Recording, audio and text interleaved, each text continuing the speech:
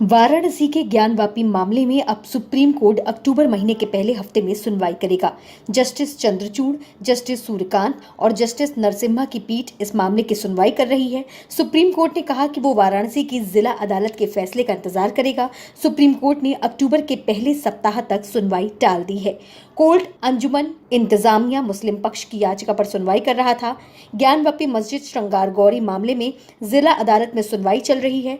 Supreme court की bench ने कहा कि निचली अदालत का फैसला आने के बाद भी कानूनी विकल्प खुले रहेंगे। वहीं दो अन्य याचिकाओं पर सुनवाई से कोर्ट ने इनकार कर दिया। जिन दो याचिकाओं पर सुप्रीम कोर्ट ने सुनवाई से इनकार कर दिया, उनमें से एक में मस्जिद परिसर में पाए गए कथित शिवलिंग की पूजा का अधिकार मांगा गया था, वहीं दूसरी में शिवलिंग की कार्बन डेंटिंग कराने की मांग की गई थी। 17 मई को सुप्रीम कोर्ट ने वाराणसी के जिला जज को निर्देश दिए थे कि ज्ञानवापी श्रृंगार गौरी परिसर में पाए गए कथित शिवलिंग को सुरक्षा दिलवाएं। इसके अलावा मस्जिद में मुस्लिमों को नमाज पढ़ने की अनुमति दे दी थी।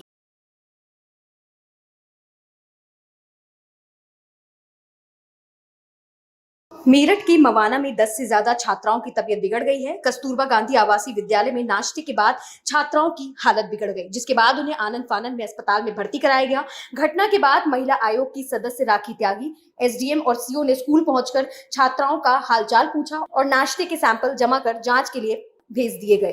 दरअसल छात्राओं को सुबह के नाश्ते में बेसन से बनी पकौड़ियां और चाय दी गई थी, जिसके बाद एक एक करके 10 से ज्यादा छात्राएं बेहोश हो गई, जिसके बाद शिक्षा विभाग के आला अधिकारियों को जानकारी दी गई और छात्राओं को इलाज के लिए अस्पताल में दाखिल कराया गया। छात्राओं के अभिभावकों ने आरोप लगाया है कि छात्राओं को हॉस्टल में मेन्यू के हिसाब से खाना नहीं दिया जाता, जिसकी वजह से छात्राओं का स्वास्थ्य खराब हो गया। फिलहाल विभाग इस मामले की जांच कर रहा है।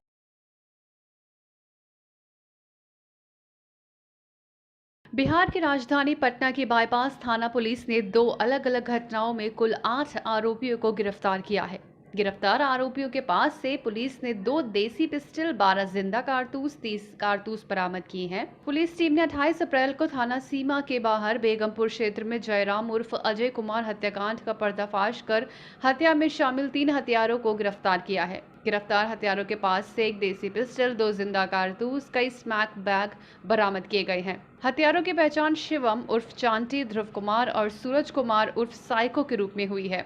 पटना सिटी के सिटी एसपी प्रमोद कुमार यादव ने कहा कि जयराम उर्फ अजय कुमार की हत्या अपराधियों ने रंगदारी और आपसी रंजिश के कारण की है। 28 अप्रैल 2022 को एक हत्या हुई थी यहाँ बारी बेगमपुर में जयराम नामक व्यक्ति की, जिसका असली नाम था अजय कुमार। और उस हत्या में हमारी टीम लगी हुई थी थानाध्यक्ष महोदय के नेतृत्व में।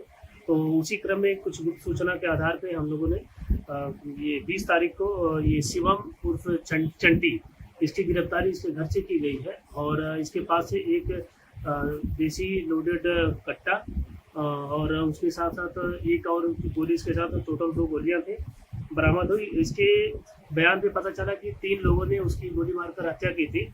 फिलहाल पुलिस सभी आरोपियों से पूछताछ कर आगे की कार्रवाई में जुटी है।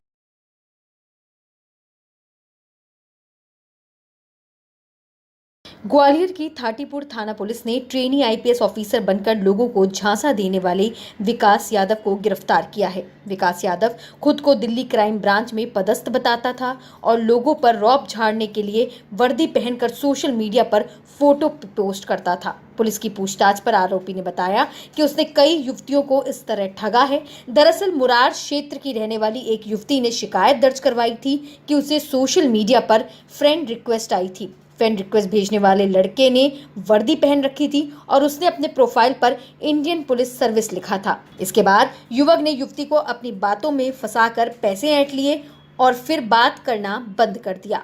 युवती की शिकायत पर मुरार सर्किल के सीएसपी ऋषिकेश मीणा ने कार्रवाई करते हुए आरोपी युवक को पकड़ लिया। ये थाना थाटीपुर क्षेत्र का मामला है, जिसमें कि सीएसपी मुरार ऋषिकेश मीणा के द्वारा ये कार्रवाई कराई गई है। और इसमें ये एक फेसबुक आईडी बना ली गई थी, जिसमें कि एक जो आईपीएस है उनकी इम्पर्सोनेशन करते हुए एक व्यक्ति के द्वारा फेक आईडी बना ली गई और उसमें उस आईपीएस के फोटो लगा दिए गए और वो बन के वो फेसबुक आईडी अपनी रन कर रहा था, लोगों से चैट करता था। इस आधार पर इम्पर्सोनेशन का मामला थाना थाटीपुर में पंजीबद्ध कर दिया गया। पुलिस ने आरोपी के घर से आईपीएस का फर्जी आईडी कार्ड, वर्दी और अन्य सामान बरामद किया है। फिलहाल पुलिस आगे की कार्रवाई कर रही है।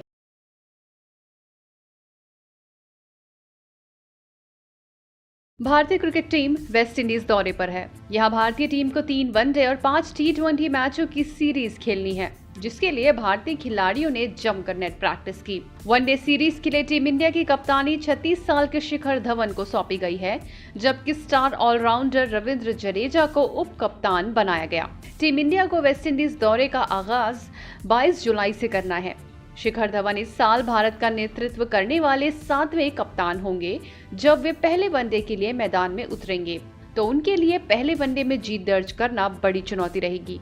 शिखर धवन टीम इंडिया के नियमित कप्तान नहीं हैं। उन्हें वेस्ट इंडीज के खिलाफ वनडे सीरीज के लिए टीम की कमान मिली है। सीरीज के लिए सीनियर खिलाड़ियों को आराम दिया गया है, जबकि युवा खिलाड़ियों को जगह मिली है।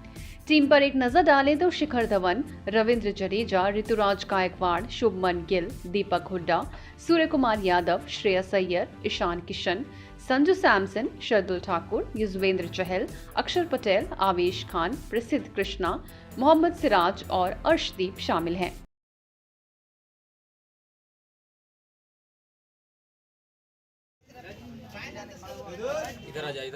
कटिहार में सांप के काटने के बाद 5 साल की बच्ची की मौत हो गई, लेकिन जब परिवार ने घर पर सपेरे को बुलाया तो थोड़ी ही देर में वहां हड़कंप मच गया, क्योंकि घर में 1 या 2 नहीं बल्कि पूरे 40 जहरीले सांप मिले हैं।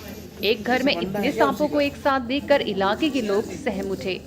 पूरा मामला बिहार के कटिहार जिले के बारसोई प्रखंड क्षेत्र के बिजुरिया गांव का है। यहाँ रहने वाले एक शख्स के घर पर सांपों ने सालों से डेरा डाला हुआ था। दरअसल आफ्ताब नाम के शख्स की बेटी को 2 दिनों पहले एक जहरीले सांप ने काट लिया था। अस्पताल में इलाज के दौरान बच्ची की मौत हो गई थी, जिसके बाद उसके पिता ने एक सपेरे को अपने घर बुलाया, लेकिन जब सपेरे ने घर में सांप को खोजना शुरू किया तो एक कर 40 नाग सांप मिले, जिसके बाद सांपों को वन विभाग को सौंप दिया गया।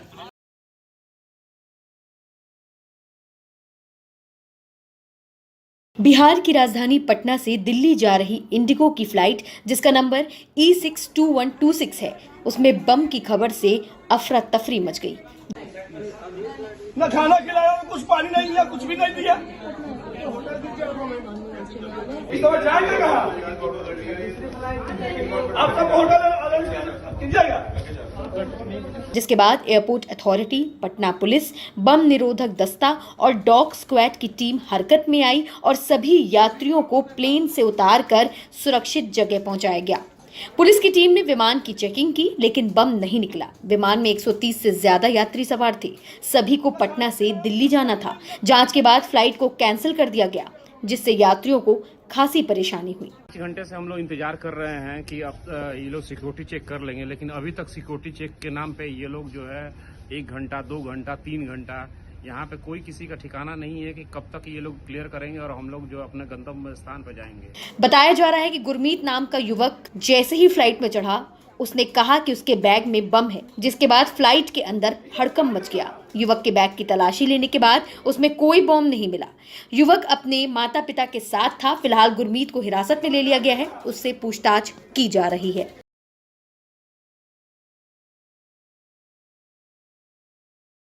Central board of secondary education यानी CBSE ने 12वीं क्लास के नतीजे जारी कर दिए हैं। छात्र आधिकारिक वेबसाइट cbse.nic.in, cbse.gov.in, cbseacademic.nic.in पर जाकर अपना रिजल्ट चेक कर सकते हैं। छात्र परीक्षा संगम.cbse.gov.in पर भी अपना रिजल्ट चेक कर सकते हैं।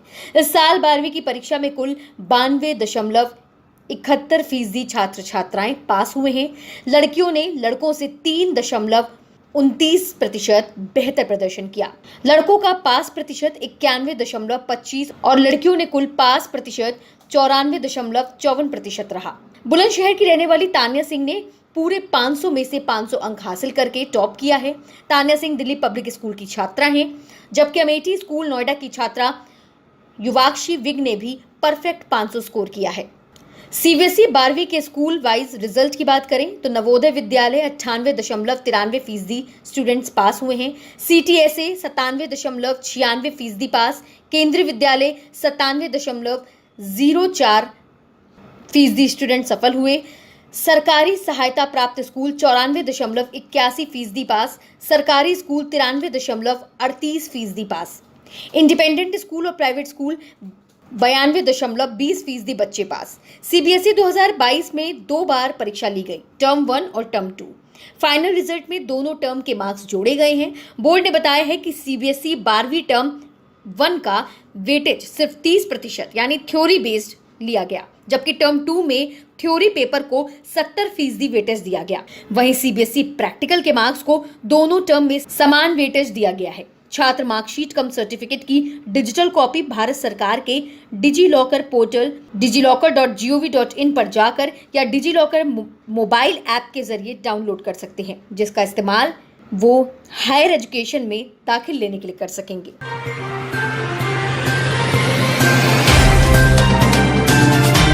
Subscribe now and press the bell icon. Never miss an update.